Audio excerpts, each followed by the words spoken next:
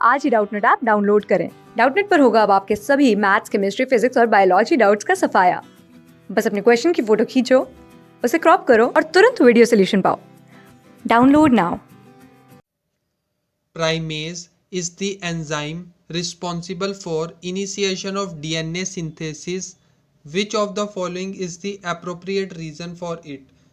RNA primase में basically ये primase होता है RNA प्राइमेज, पीछे लगा है एस, इसका मतलब ये क्या है, एंजाइम, जिसका फंक्शन है डीएनए की सिंथेसिस करना।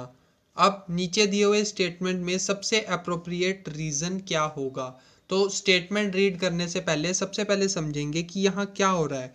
यहाँ पे डीएनए सिंथेसिस हो रही है, यानी कि यहाँ पे बात हो रही है डीएनए रेप्लिकेशन के प्रोसेस की, जिसमें डीएनए कंटेंट जो है वो डबल होता है। नाउ डीएनए रेप्लिकेशन के जो सबसे मेजर पॉइंट्स हैं वो हमने यहाँ पे देखने हैं।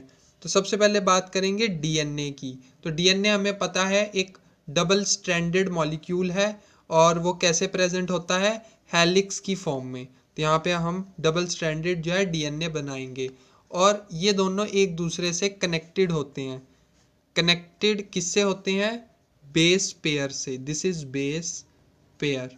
और बेस पेयर एक्चुअल में कुछ नहीं है, दे आर हाइड्रोजन बॉन्ड। ये हाइड्रोजन बॉन्ड होते हैं। हाइड्रोजन बॉन्ड को तोड़ना पड़ेगा ताकि इसका जो हेलिकल नेचर है वो ख़त्म हो जाए, और इसको तोड़ने के लिए कौन सा एंजाइम आता है? DNA helicase.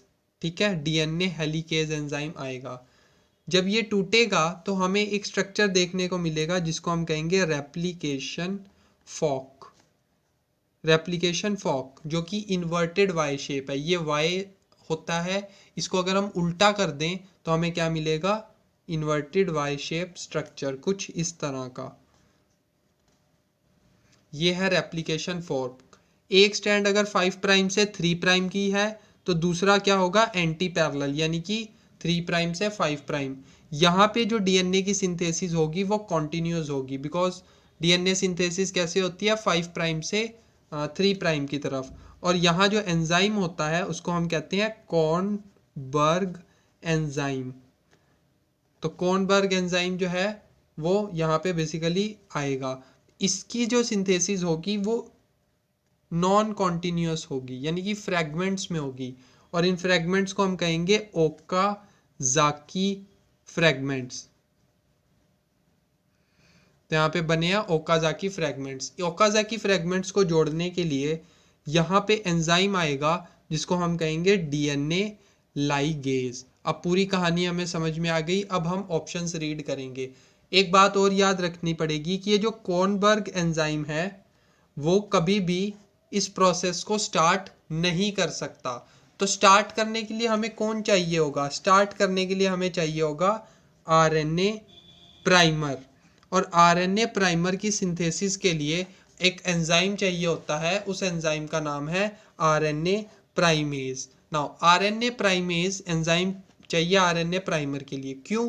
बिकॉज जो डीएनए पॉलीमरेज 3 है वो इनकैपेबल है डीएनए सिंथेसिस को, मतलब इस प्रोसेस को करने, शुरू करने के लिए, इनिशिएट करने के लिए ये एंजाइम सफिशिएंट नहीं है। बिकॉज ये कौन सा एंजाइम है जिसकी हमने नीचे बात की? Kornberg enzyme. सो यही जो है वो राइट ऑप्शन होगा। प्राइमेज के अलावा हमने बहुत इंपॉर्टेंट एंजाइम देखे हैं जैसे कॉर्नबर्ग एंजाइम, तो वो भी इस प्रोसेस में इन्वॉल्व होते हैं। तो प्राइमेज ओनली एंजाइम नहीं होगा। प्राइमेज जो है रेप्लिकेट कर सकता है, अनवाइंड कर सकता है? नो, इसके लिए अलग अलग एंजाइम्स हमने देखे हैं। डाटा इज इनसफिशिएंट, सो ये भी क्या है? एक इनकरेक्ट ऑप्शन। क्लास 6 से 12 से लेके नीट, IIT, जेई मेंस और एडवांस के लेवल तक 10 मिलियन से ज्यादा स्टूडेंट्स का भरोसा। आज ही डाउनलोड करें डाउटनेट ऐप या व्हाट्सएप कीजिए अपने डाउट्स 8400 400 400 पर।